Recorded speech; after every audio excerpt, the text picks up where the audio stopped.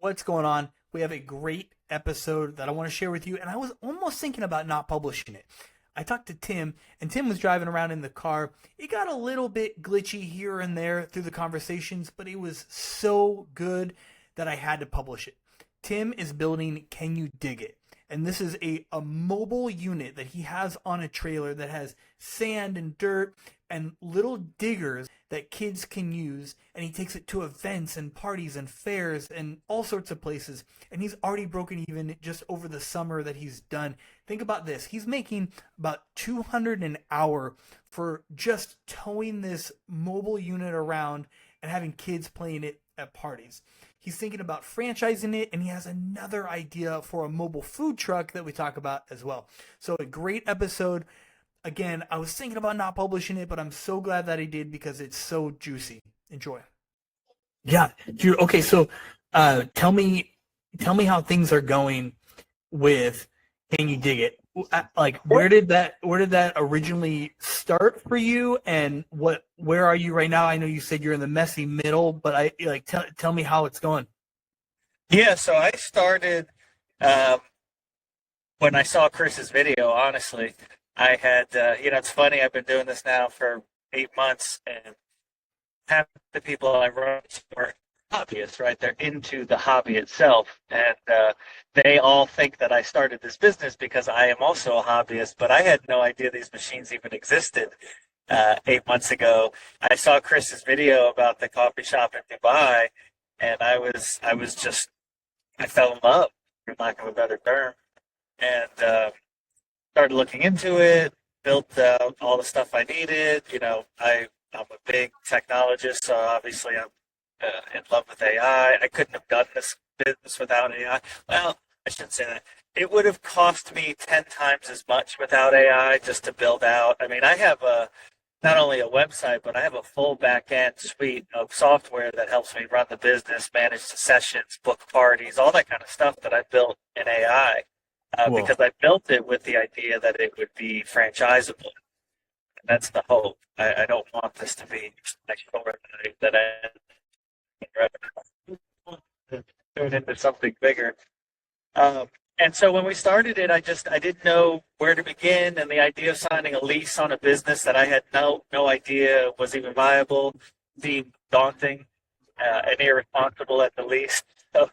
So we just my wife and I kind of spitball how else we could do it, and we came up with the concept of doing it in the mobile format. And we built a trailer and got all the toys or the machine, kind of got it all put together. And we hit the market in June for our first fair. And then we did all the fairs and carnivals and festivals and any public event we could find that made sense. We did this summer and hit them all.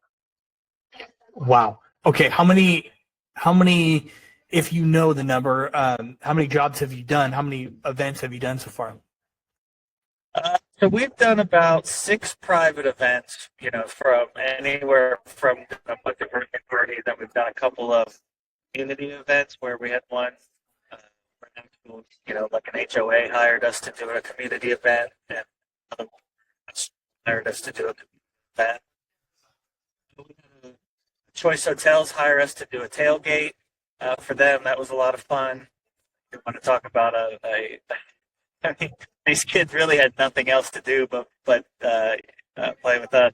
There must have been 50 kids there, and so we were just cycling kids out for 3 hours nonstop. It was the first time we actually uh, we ran out of batteries just as we were running out of just as the session time we had committed to was ending. So it was the first time that we had actually maxed out our battery capacity because we were stopped. Wow. Yeah, so a lot of stuff like that. So, and then we've done probably about 12 other events between carnivals and fairs, festivals, and things like that. So, maybe about 20 events in total over the summer.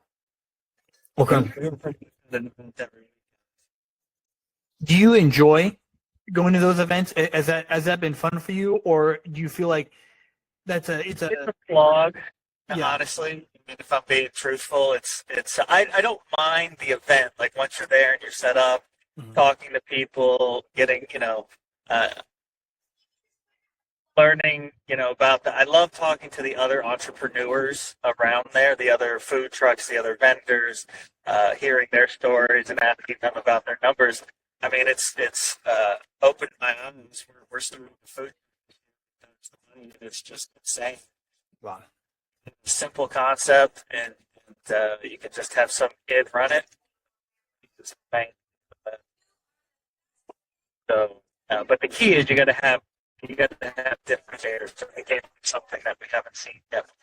We're going to launch that this summer. I'll give you a little sneak peek if you want. We're opening Yeah. a spaghetti food truck, so it's going to be real simple. A couple sauce choices, and then homemade pasta. So everything will be fresh made, which is it blows people's minds because they don't really ever taste anything fresh. So I think that'll be a good hook. But then I think we have a good name. We're going to call it Your Mom's Nudes. Oh my gosh. Yes. Dude, that is hilarious. Your mom's nudes. Right. Well, we started with Your Mom's Spaghetti, like the old, like the Eminem song. Eminem song, yeah. Yeah, and then we were sitting at the mall having lunch. I was having lunch with my wife, and I said, this would be the perfect place in the food court to open a little place like that if you weren't going to do the food truck. And it just came out. Instead of saying Your Mom's Spaghetti, I said Your Mom's Nude. Like, oh my God, that works so much better. And it's a little, obviously it's the nod to it, but the kids all NOOD and all use it for noodles. So I think it'd be good, and it'll fit in a trailer, small footprint. You don't need a lot of stuff to do it. So that's our project for this summer. Once we get Can You Dig It off the ground. But anyway, so Can You Dig It's been great. We were just kind of last year. The hardest part was getting people to understand what we were doing. Nobody understood what was happening. So, especially at public events, it would be very cyclical. You'd get like one kid would come up and play, and then all of a sudden you'd get a big rush because once somebody's doing it, other people would come around. But we were getting $1 a minute for them to play on them at public events. We charged $5 for 5 minutes, and people were lining up to play. So, Wow. yeah. So, Okay. yeah. Tell me numbers or whatever you're willing to share. Like how all in, how much are you in right now? What are you making on average per event? What are your projections? Sure. I don't really have any projections for the store yet because that's all just come about, and I haven't really run any numbers, and anything on that would just be a guess. But at the events, we get $3.99 for 2 hours for a 2 hour party, and then we can go from there. So we basically get $200 an hour to bring the trailer out. If you're going to have us out there longer, and it's not, like the Bengals event was a longer event with a lot of people, so it was, the cost. But on average, we get $3.99 for 2 hours. And, some people tell us, some people hear that price and tell us they're expensive. Other people don't think twice and book us. We got booked for a retirement party 2 weeks ago. And some gentleman had come out and used our stuff at a public event, and he was telling his family all about it. So his family hired us to come out to his retirement party. So, Rad. a lot of stuff like that. But so I can give you, I don't have it on hand, but basically what I did was I did a pricing model. So I took, at the store, we're going to have sessions, and they're a little bit longer. So the shortest session will be 15 minutes for $15, basically $14.99. And then it'll go up from there. But at a very low utilization rate, I think it was around 12%. I'm breaking even. So I'm hoping, do much better than that. Obviously, the buzz around it has been pretty good. So I think people are super interested in it. But anyway, so to answer your first question, the trailer setup and the mobile trailer cost me about 10 grand to get started. The trailer was the biggest part of that. A standard utility trailer will run you about 5 grand unless you buy one used. I tried to buy one used, but I was on a time crunch, and everybody that I found one that had one used just was a real pain in the ass to deal with, and I just didn't have the fucking time, you know what I mean? So I ended up finding a place that had one on the lot, and I ended up spending like an extra $1,500 that I didn't really need to, but I got a trailer the day I needed it. Cool. And then the build out for that was relatively cheap because and I probably could have done it cheaper, but I built it a little higher because I didn't know what I didn't know.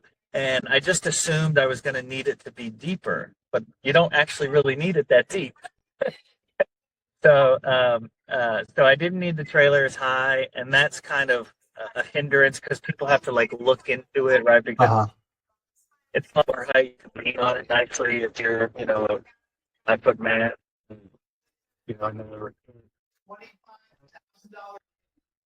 So anyway, so we were about 10 grand into the build out with 2 excavators, 2 front loaders, and 7 4x4 vehicles, like little tracks that make these TRX-4M vehicles. So that's what we started with. I pretty much broke even over the summer on what I spent on it. So on the trailer, I'm pretty even. Wow. Between the birthday party and events, and then we would do on a weekend. Some events we killed it, right? Like some events we would just really find our crowd, and we would do $600 or $700 a day, just doing session rentals, at $5 a pop.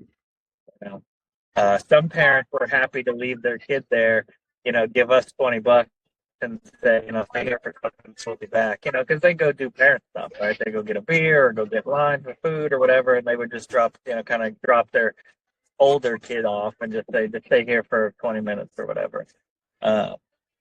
So, it's kind of all over the place. Some people saw $5 for 5 minutes and just turned their nose up at it, but we certainly found plenty of people who were willing to pay it. We started at $5 for 10 minutes. It was actually kind of an interesting experiment. We started at $5 for 10 minutes because I thought $1 a minute sounded pricey too. And but psychology's funny that way. You know who doesn't want to stand around for 10 minutes? Parents. Yep. Parents don't want to stand there for 10 minutes when they just came to it. We're at a fair. I mean, I'm doing these kind of numbers at a fair. This is, I've got all, and I don't know how they do it around there, but around here in Kentucky, the fair, it's like $15 to $20 to get in. And most of the time that includes the ride. So you don't even have to buy ride tickets, right? So I'm competing with, they just paid, 15 or $20 a head to get in and to get all the rides. And now I'm asking for $5 for 5 minutes and people were still paying it. So I found there's a big crawler community around here, the people who love these 4x4 things. So, I'm just leaning on that for now. Okay, and you talked about franchise. Have you already started working in that direction? You designed it originally with that in mind, but are you in process with anything on that? Like, what is it, the FTD that you have to put together? No, not really. I mean, I've had a couple of people reach out to me for different things and ask me questions. There's a guy in the group who's really interested that I'm working with. Mark. I've got a couple people who seem interested in the software that I've built, because the software that I've built is pretty robust for managing the sessions and then also managing the business itself. And because one of the problems we have to solve, especially in a public arena, if I'm going to charge you, $5 for 5 minutes, and I've got 12, the potential to have 12 active sessions, how the fuck do you keep track of that? How do you manage that?